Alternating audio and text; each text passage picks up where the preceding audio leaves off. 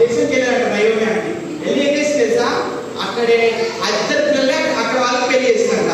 చూద్దాం వాళ్ళిద్దరిని, చూద్దామా? చూసే ముందు అయితే వాళ్ళిద్దరు చేశారు కదా, వాళ్ళిద్దరు మోయాబు దేశ స్త్రీని వివాహం చేసుకున్నారు, ఇద్దరు కుమారులు.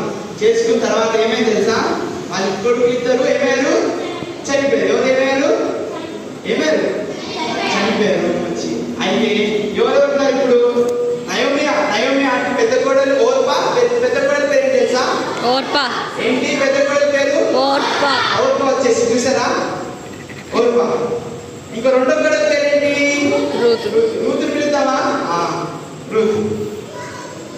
చూసారా?